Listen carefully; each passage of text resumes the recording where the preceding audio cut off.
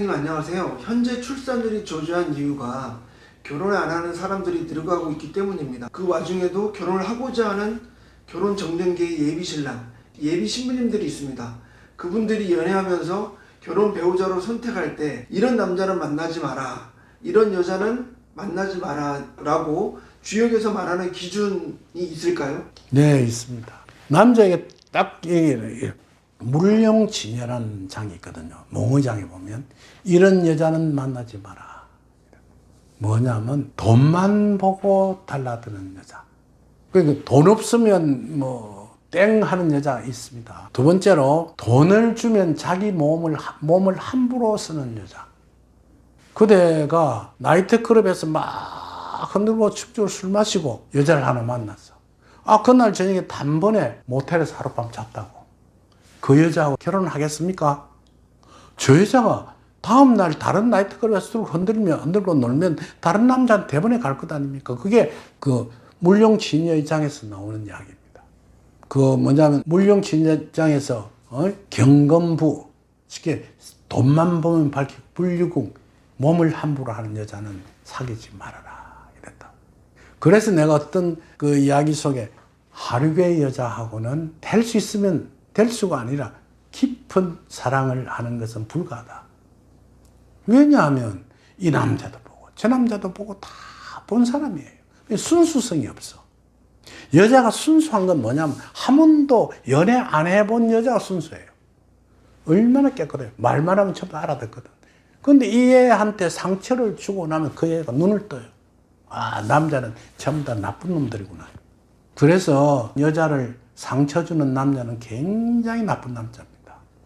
그러니까 돈만 밝히는 여자, 몸을 함부로 하는 여자, 이건 사귀지 말아야 하는 자입니다. 여자에게 드리고 싶은 이야기가 있습니다. 역경의 이야기는 남자는 가족을 책임지고 책임감 있게 경제력을 펼칠 수 있는 남자가 최고의 남자입니다.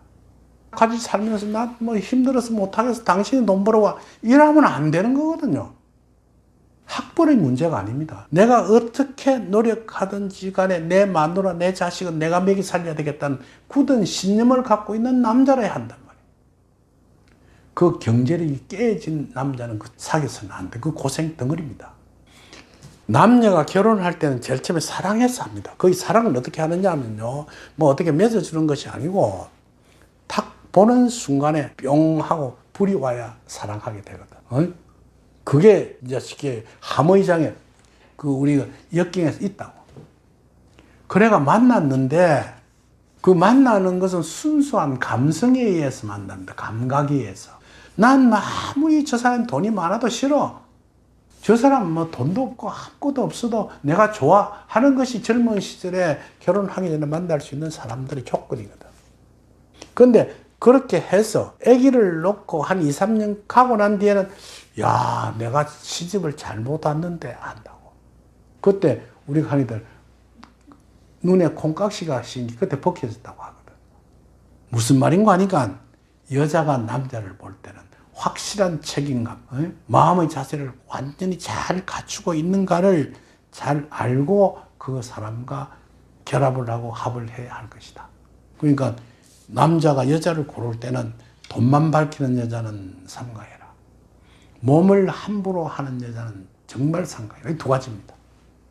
그 안에 뭐 공부를 많이 한 사람 이런 게 이쁘고 이런 게 아니고 여자가 돈만 주면 좋아서 해 하는 여자.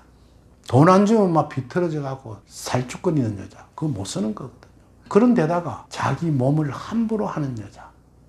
아무 남자나 뭐 연애하기나 섞어가고 다른 남자 뭐 씩씩거리고 웃고 대본에 뭐 무슨 짓이라도 할 듯이 하는 여자. 그러니까 그대도 술 마시러 가서 뭐 춤추고 놀다가 어떤 모텔이나 그래서 하룻밤 자고 나는데 그 여자를 탁 쳐다보고 그 여자하고 장가 가겠다고 생각이 드느냐 말이에요.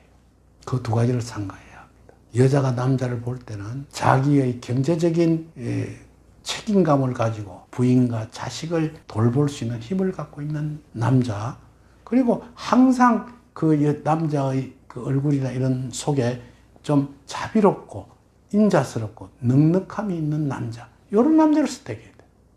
그게 없는 남자. 어쨌든 여자가 돈 좀 있는 걸 그걸 기대려고 하는 남자. 이거 안 되는 것이거든요. 자기의 직업관, 사상관이 확실하지 않는 남자. 이건 잘 선택하지 말아야 할 것입니다. 그러고 아기를 안 낳는 원인 중에 하나가 내가 볼 때 효에서 옵니다. 내가 부모한테 불효했는데 내 새끼는 내한테 불효 안 할 것이라 생각하면 그 끔찍 안 합니까? 내가 엄마한테 아버지한테 얼마나 나쁘게 했는데 내 새끼도 낳아서 내처럼 하면 아기 놓고 싶겠어요.